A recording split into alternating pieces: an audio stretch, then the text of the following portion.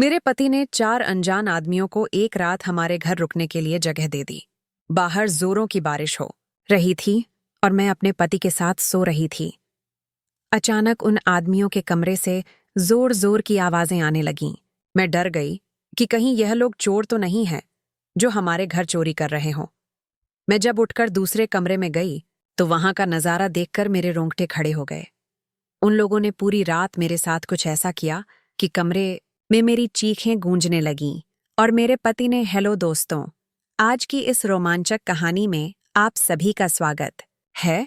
मेरा नाम सीमा है और मेरी शादी कुछ ही सालों पहले अमित से हुई थी। यह अमित की दूसरी शादी थी। उनकी पहली पत्नी का देहांत किसी बीमारी की वजह से हो गया था। अमित को अपनी पहली पत्नी से एक बेटी भी है जिसका नाम रिया है।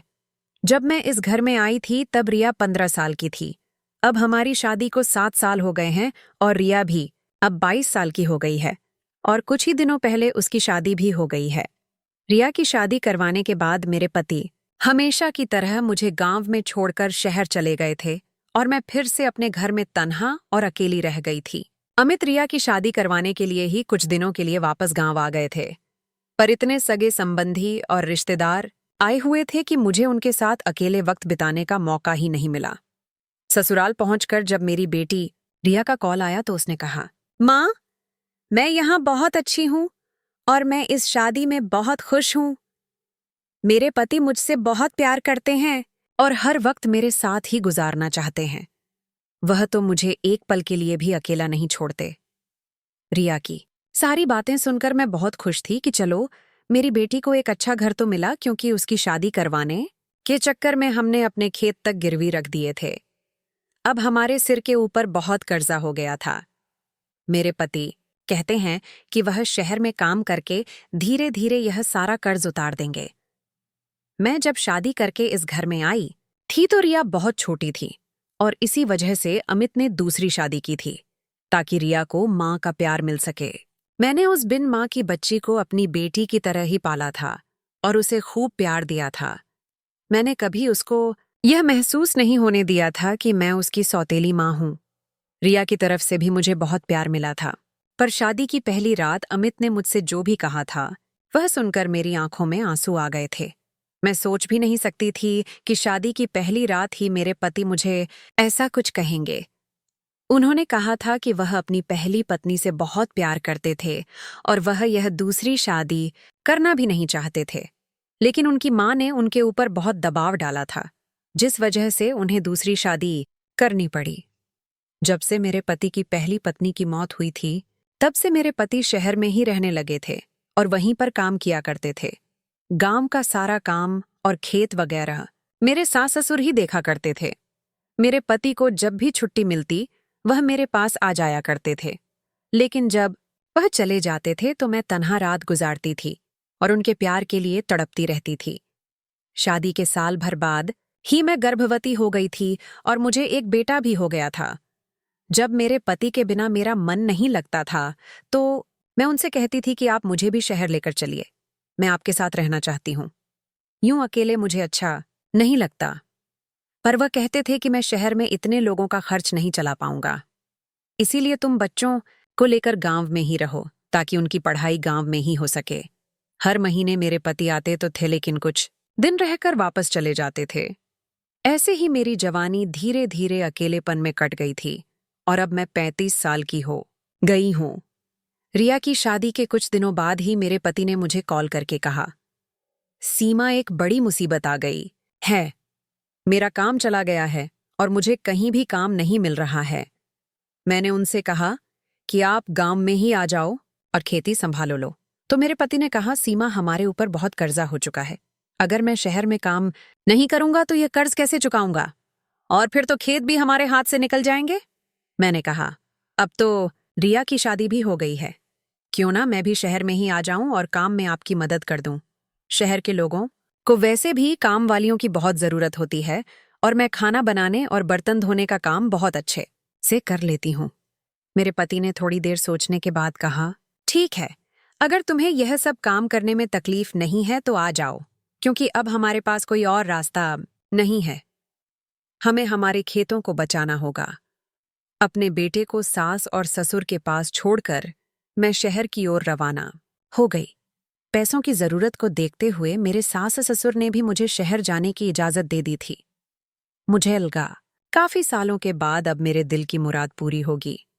काफी सालों से मैं अपने पति के प्यार के लिए तड़पी हूं और अब मुझे वह प्यार मिलने वाला था। जब मैं पति के पास पहुंची तो मेरे पति मुझे देखकर बहुत खुश हुए। मुझे पता है कि वह भी रात अकेलेपन में ही गुजारते हैं। शहर पहुंचकर कुछ दिनों के अंदर ही मुझे 2 घरों का काम मिल गया। मैंने सोचा कि कुछ घरों का काम और मिल जाए तो अच्छे खासे पैसे आएंगे। गांव के मुकाबले शहर के लोग काम के अच्छे पैसे देते हैं। एक रात काम खत्म करने के बाद मैं अपने पति के साथ बातें कर रही थी, तभी बाहर बारिश होने लगी। बारिश बहुत तेज हो रही थी और रुकने का नाम ही नहीं ले रही थी। करीब रात के 11 बजे किसी ने हमारे घर का दरवाजा खटखटाया। मेरे पति ने सोचा कि इतनी रात को कौन आ गया होगा। जब मेरे पति ने उठकर दरवाजा खोला तो देखा कि बाहर 4-5 हट्टे-कट्टे नौजवान खड़े थे। उनकी उम्र 35 से 40 साल के बीच की होगी। मेरे पति उन लोगों से बातें करने लगे तो मैं अपने बेडरूम में आ गई। मैं सोच में डूब गई थी कि आखिर ये लोग कौन हैं और हमारे घर इस तरह से क्यों आए हैं। थोड़ी देर बाद मेरे पति कमरे में आए और बोले कि बाहर 4 यात्री लोग आए हैं जो बारिश की वजह से बुरी तरीके से फंस गए हैं। वो लोग एक रात के लिए हमारे घर पर शरण मांग रहे हैं। तो मुझे उन लोगों पर दया आ गई और मैंने उनसे बोला कि हमारे घर में एक ही गेस्ट रूम है, तो आप चारों को वहीं पर रहना होगा। मुझे तो अपने कानों पर यकीन ही नहीं आ रहा था कि मेरे पति 4 अनजान लोगों को इस तरह से घर में कैसे रहने दे सकते हैं। वह सच में बहुत सीधे साधे हैं और लोगों पर जल्दी विश्वास कर लेते हैं। पर यह भी हो सकता है कि सचमुच यह लोग बारिश की वजह से मजबूर हो। वैसे भी हमारे इस घर पर इतना कीमती सामान तो नहीं है कि चोरी करने आए होंगे। मेरे पति ने मुझसे कहा, ये लोग बहुत भूखे हैं, क्या तुम इन लोगों के लिए कुछ खाने को बना दोगी? मैं दिन भर सारे घरों का काम करके बहुत थक गई थी, पर फिर भी अपने पति की बात मानकर मैं रसोई में जाकर खाना बनाने लगी। जब मैं खाना बनाकर उन लोगों को देने आई तो मैंने देखा कि वह चारों लोग मेरे ऊपर अजीब तरह से निगाह बनाए रखे थे। मैंने उस समय एक लाल मैक्सी पहनी हुई थी जिसमें मेरा गदराया हुआ बदन साफ साफ दिख रहा था। उन लोगों को देखकर मुझे बहुत ही अजीब लग रहा था, क्योंकि पहले कभी किसी मर्द ने मुझे ऐसे नहीं देखा था जिस तरह से वह लोग मुझे देख रहे थे। मेरे पति मुझे अपनी पत्नी तो मानते हैं, पर वह अपनी पहली पत्नी से बेइंतहा मोहब्बत करते थे। उनकी पहली पत्नी का नाम पलक था। वह अमित के बचपन का प्यार थी। अमित और पलक साथ ही बड़े हुए थे। साथ रहते रहते दोनों के बीच प्यार भी हो गया था। पूरा गांव इस बारे में जानता था, क्योंकि वह दोनों खेतों के बीच अक्सर घूमा फिरा करते थे। लेकिन धीरे धीरे जैसे ही पलक जवान होती गई तो उसके पिता उसे अमित से मिलने नहीं देते थे। वो कहते थे, अब तुम जवान हो गई हो, अगर तुम ऐसे अमित के साथ घूमोगी तो तुमसे शादी कौन करेगा? पर कुछ दिनों बाद जब अमित और उसके घर वाले पलक के घर रिश्ता लेकर गए तो सब लोग मान गए और उन दोनों की शादी हो गई। 1 साल बाद उन दोनों को एक बच्ची भी हो गई।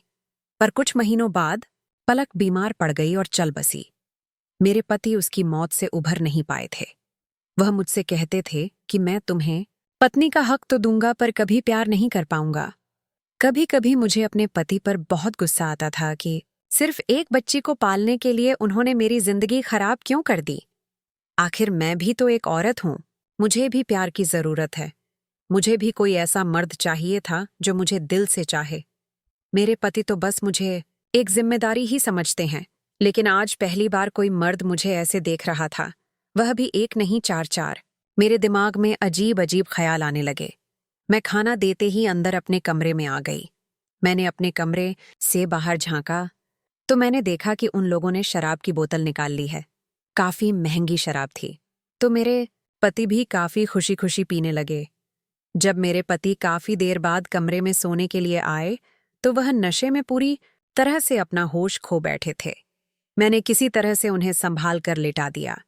मैं डरते हुए अपने कमरे से बाहर आई और उन लोगों से कहा, मैंने आप लोगों का बंदोबस्त अंदर वाले कमरे में कर दिया है। वह चारों बड़ी अजीब निगाहों से मुझे घूर रहे थे क्योंकि वह लोग भी नशे में थे। मैं जल्दी से अपने कमरे में आ गई और बेडरूम का दरवाजा बंद कर दिया। फिर मैं लेट गई।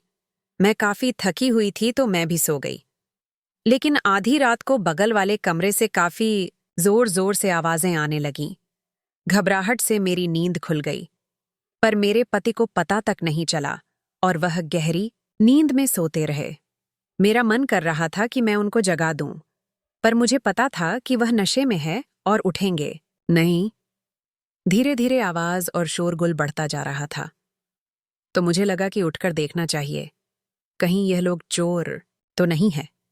मेरे पति तो किसी के ऊपर भी भरोसा कर लेते हैं, पर मुझे वह आदमी कुछ सही नहीं लग रहे थे। करीब 10-15 मिनट तक मैं ऐसे ही अपने बेड पर बैठी रही, लेकिन उसके बाद हिम्मत करके मैंने अपने बेडरूम का दरवाजा खोला और दूसरे कमरे की ओर जाने लगी, जहां से आवाज आ रही थी। मुझे बहुत घबराहट हो रही थी।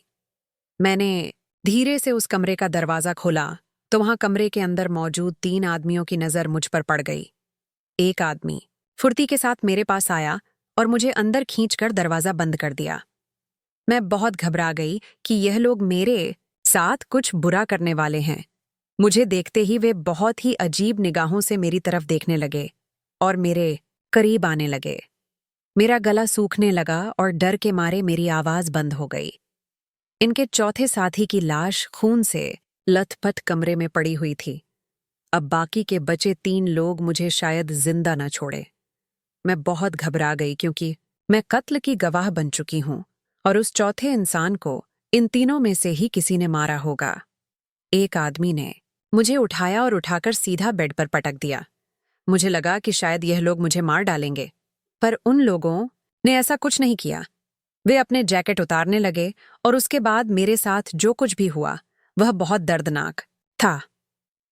रात भर मेरी चीखें गूंजती रहीं। जिंदगी भर मैं जिस चीज के लिए तरसती रही हूं, वह मुझे 3 अनजान लोगों से अपनी मर्जी के खिलाफ मिल रहा था। मेरे चेहरे का भाव बदलता जा रहा था। कभी मैं डर से बिल्कुल भी नहीं हिल पा रही थी तो कभी मुझे अच्छा लग रहा था। दिल और दिमाग बेकाबू हो गए थे। कभी मुझे रोना आ जाता था तो कभी मुझे दर्द होता और कभी लगता कि अपने आप को बचाने के लिए मैं कुछ करूं, पर मैं बेबस और मजबूर बनकर ही रह गई। अगर मैंने उन लोगों को मना कर दिया तो वह मुझे भी मार डालेंगे, क्योंकि उन लोगों ने कत्ल किया है। उसके बाद एक आदमी उठा और एक कंबल से उस लाश को लपेट दिया और घर से बाहर निकलकर उस लाश को अपनी गाड़ी में छुपा दिया। फिर 2 आदमी मिलकर कमरे को साफ करने लगे, खून के धब्बों को मिटाने लगे और तीसरा आदमी मेरे साथ था और वह मुझे संभाल रहा था, क्योंकि मैं ही इकलौती गवाह थी जिसे पता था कि इन लोगों ने क्या कांड किया है। जब सब कुछ साफ सुथरा हो गया तो वह तीनों फिर से मेरे पास आ गए। मुझे लगा अगर मैं चिल्लाऊंगी तो कमरे से शायद मेरी पति आकर मुझे बचाए, पर अगर इन लोगों ने मेरे पति को भी मार दिया तो क्या होगा? जो सजा एक खून की है वही सजा 3 खून की भी है। सजा तो उतनी ही मिलेगी। मैं ये सब सोच ही रही थी कि अचानक से एक आदमी ने मेरे मुंह पर कुछ लगा के मुझे बेहोश कर दिया। उसके बाद क्या हुआ पता नहीं। सुबह जब मेरी आंख खुली तो मैं अपने ही बेडरूम में थी और मेरे बदन पर वही लाल मैक्सी थी जो मैंने रात को पहनी थी और मेरे आसपास लाखों रुपए पड़े थे। मेरे पति ने मुझसे कहा कि वह अनजान आदमी चले गए हैं और अब 10 काज बज चुके हैं। तुम तो काफी देर से सो रही हो, आज काम पर नहीं जाना है क्या? मैं तो कुछ भी समझ नहीं पा रही थी। तभी मेरे पति ने कहा कि जाते वक्त उन लोगों ने हमें RS5 लाख दिए हैं। ये सुनकर तो मुझे विश्वास ही नहीं हो रहा था। मेरे पति ने कहा कि मैं पैसा लेना नहीं चाहता था, पर हमने उन लोगों की मदद की। उसके बदले में वह लोग हमारी मदद करना चाहते थे। मैंने सोचा कि कहीं उन लोगों ने इन्हीं पैसों के लिए तो अपने चौथे साथी का कत्ल नहीं कर दिया। आखिर वह लोग इतने पैसे किस बात के देकर गए हैं? मेरे पति ने कहा कि मैं यह पैसे बैंक में जमा करवा कर आता हूँ, इससे हमारा सारा कर्ज चुक जाएगा और तुम काम पर चली जाओ। मेरे पति के जाते ही मैं रोने लगी। मेरे साथ जो कुछ भी हुआ था, मैं फौरन उठकर दूसरे कमरे में गई और फिर कपड़े पहनकर मैं तुरंत दुकान गई। मैं कमरा साफ करने के लिए अलग अलग केमिकल खरीद कर लेकर आई। उसके बाद मैंने दूसरे कमरे को अच्छी तरह से रगड़-गड़ कर साफ किया, जहां जहां खून के धब्बे थे। साथ ही में मैंने बिस्तर के चादर को भी अच्छे से धोया। पूरे घर की अच्छे से सफाई करने के बाद मैं अपने लिए कुछ खाना बनाने लगी। तब तक मेरे पति आ चुके थे। उन्होंने मुझसे पूछा कि तुम अब तक काम पर क्यों नहीं गई? मैंने उनसे कहा कि मेरी तबीयत ठीक नहीं है, मुझसे तो चला भी नहीं जा रहा है। लेकिन अगले ही पल मेरे पति दूसरे वाले कमरे में गए और चिल्ला चिल्ला कर मुझे बुलाने लगे। मैं काफी डर गई कि कहीं मेरे पति को कुछ पता तो नहीं चल गया। जब मैं उनके पास आई तो उन्होंने कहा कि अब तुम्हें काम करने की जरूरत नहीं है। मेरे दिल की धड़कन बहुत तेज हो गई थी। उन्होंने कहा, मैं सोच रहा हूं कि इस कमरे को होम स्टे बना दूं। इंटरनेट पर इस कमरे की तस्वीर खींचकर डाल दूंगा और ऑनलाइन बुकिंग करके कोई भी इंसान इस कमरे में रात में रह सकता है और तुम उसे खाना बनाकर देना। हम इसके लिए अच्छे खासे पैसे चार्ज लेंगे, जिससे हम दोनों को काम करने की जरूरत नहीं पड़ेगी और हम यह बिजनेस चलाएंगे। यह सुनकर तो मेरे सिर पर मानो आसमान टूट पड़ा और मैं फिर से उन रात के ख्यालों में खो गई। जो कुछ भी मेरे साथ हुआ था और जो कुछ भी मैंने अपने दिल में दफना दिया था, मैं एक कत्ल की साक्षी थी और मेरे साथ जुर्म हुआ था। अब मुझे इसी डर से जिंदगी बितानी थी कि कहीं पुलिस ढूंढते हुए हमारे घर तक ना पहुंच जाए और मेरी जिंदगी खाक में ना मिल जाए। शायद मुझे पुलिस के पास जाकर सारी बातें बतानी थीं, पर मेरे साथ जो कुछ भी हुआ था वो घर समाज को पता चल जाए तो मैं कैसे जी पाऊंगी। शायद वो मरा हुआ आदमी इंसाफ का इंतजार कर रहा होगा, पर मेरे साथ भी तो नाइंसाफी हुई थी। कमेंट करके जरूर बताइएगा कि आपको ये कहानी कैसी लगी। अगर आपको ये कहानी पसंद आई हो तो इसे लाइक करें और अपने दोस्तों के साथ भी शेयर करें। आगे भी ऐसी रोमांचक कहानियों के लिए हमारे चैनल को सब्सक्राइब करें और बेल आइकन दबाना ना भूलें।